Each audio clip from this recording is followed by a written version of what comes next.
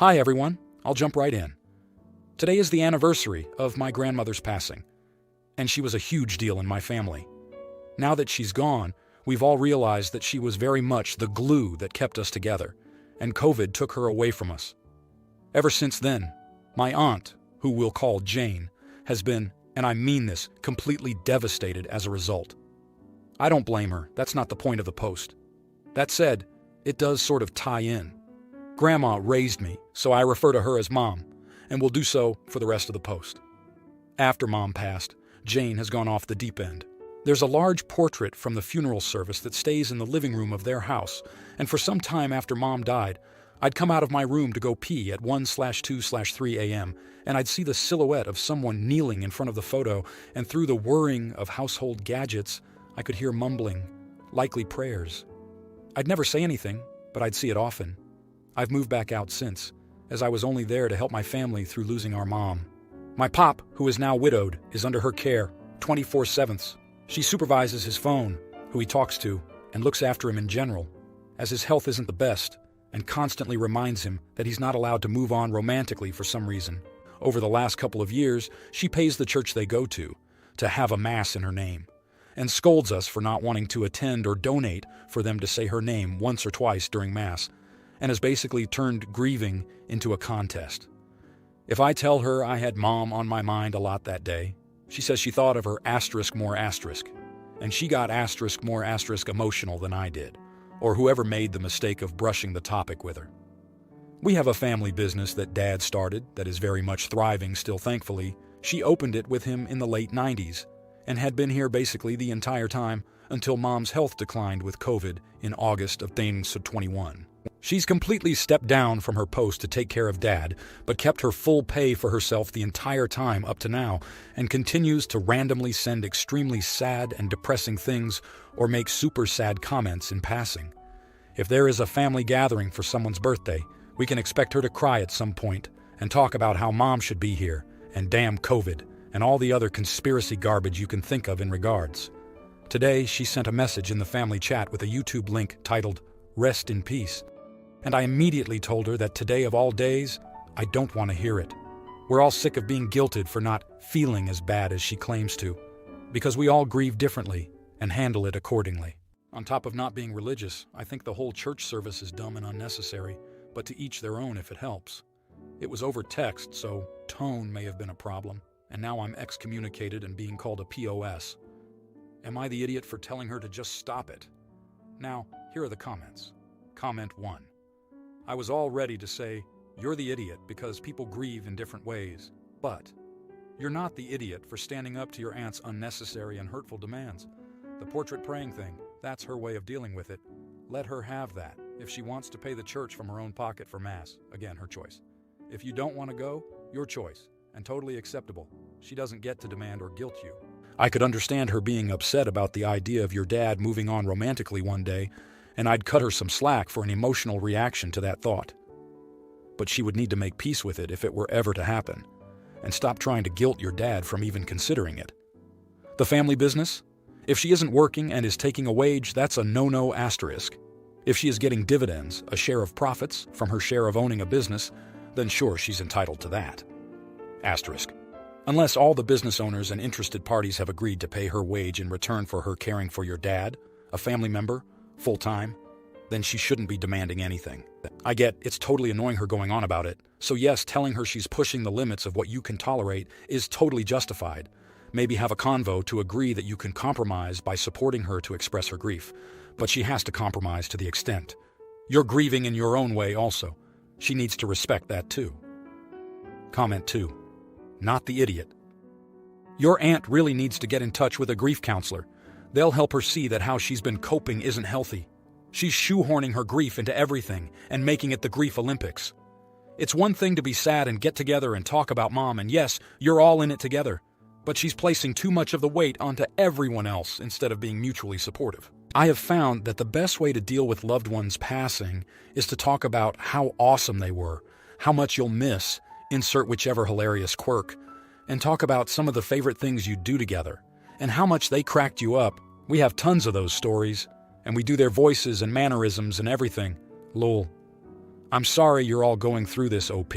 Hopefully your aunt will contact that grief counselor or join a support group. Those are pretty helpful.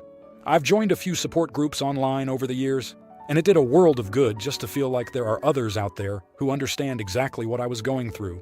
In your aunt's case, it will help her to not shift too much of her emotional weight onto you guys, and it will teach her how to share it with you guys instead of unloading everything onto the rest of you who already have a lot to carry. Comment 3.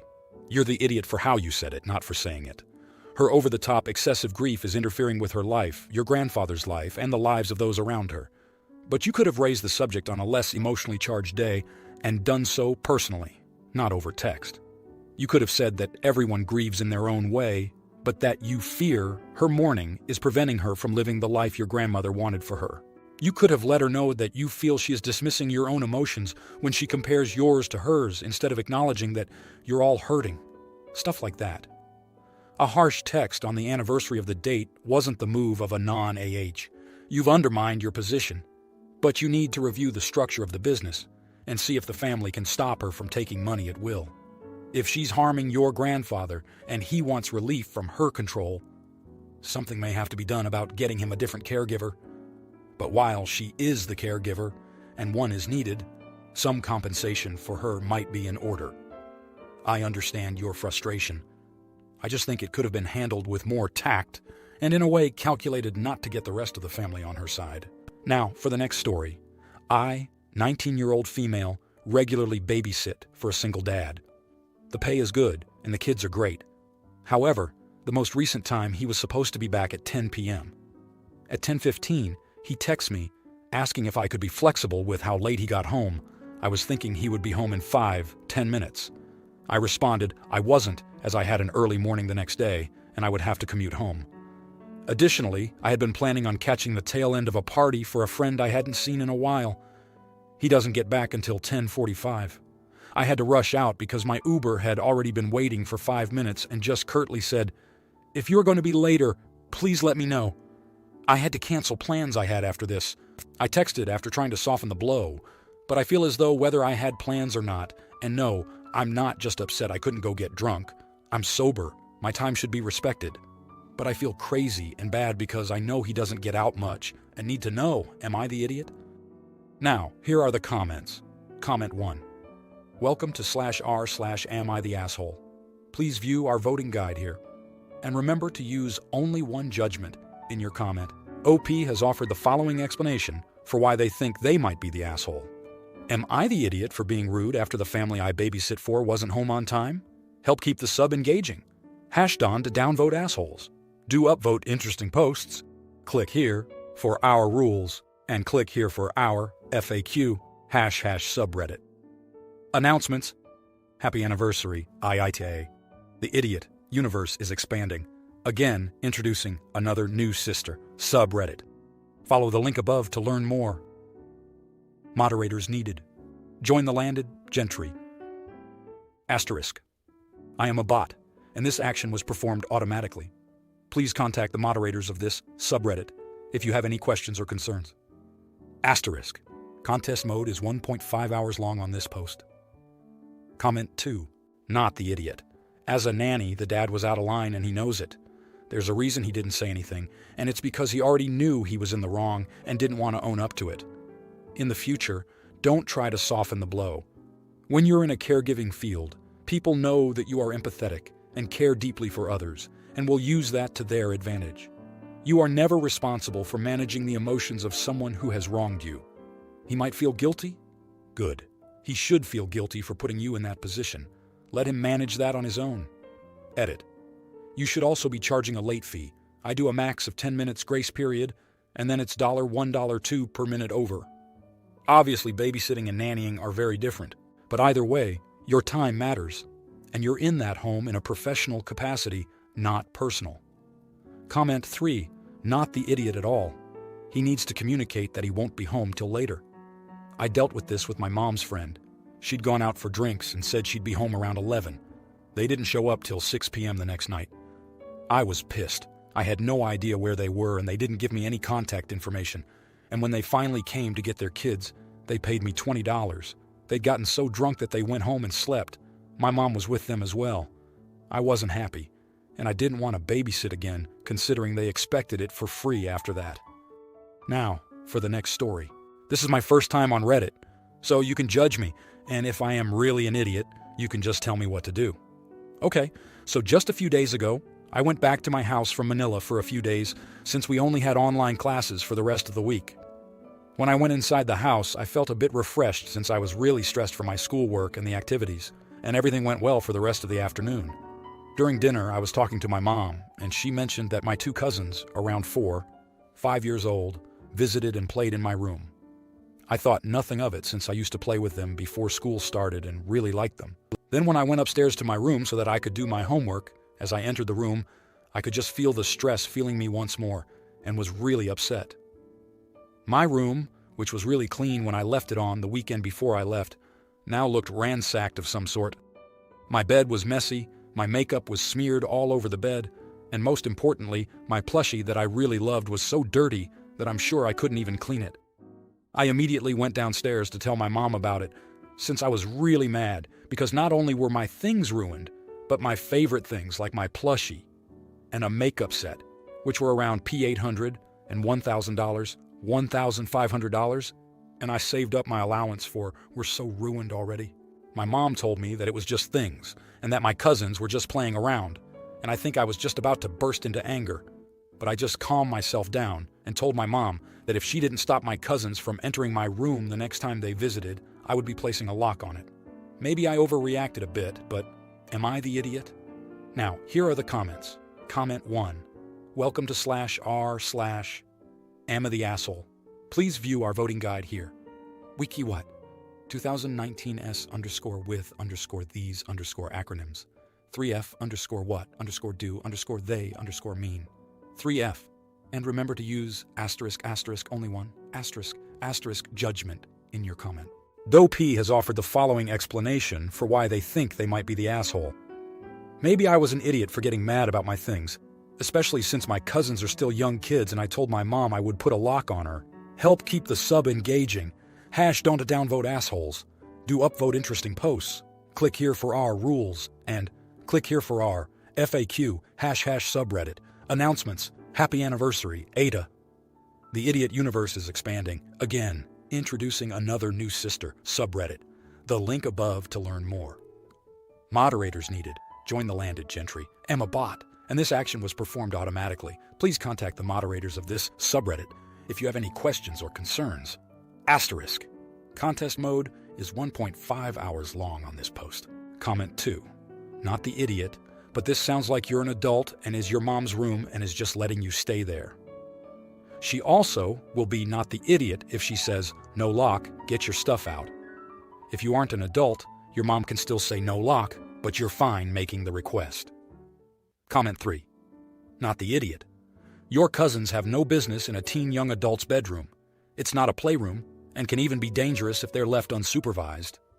It's your private space and kids shouldn't go rummaging through your stuff when you're not around. Now, for the next story. For some background information, I am a 25-year-old female. My boyfriend is a 31-year-old male.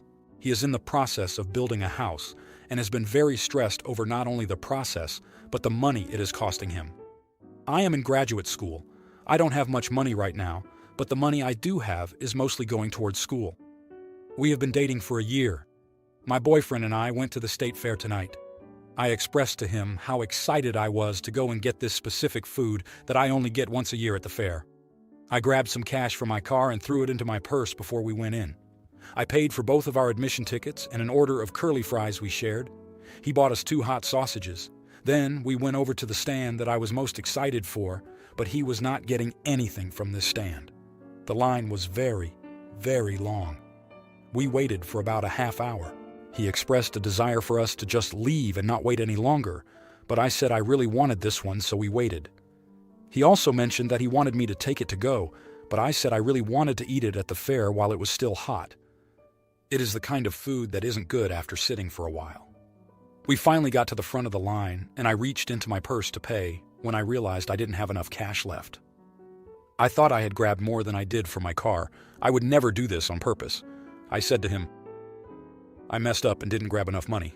Is there any way you could give me $5 and I will pay you back when we get back to the car? He was immediately disgusted with me and couldn't believe I would not bring enough money into the fare, but he gave me the money. Then I realized I actually needed one more dollar, so I asked if I could have just one more dollar and reiterated that I would immediately pay him back when we got to the car.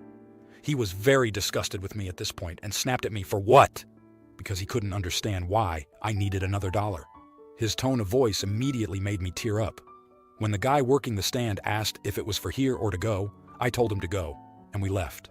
The whole reason we went to the fair was for me to get something from this stand because I love it, and I ended up crying and having to take it to go.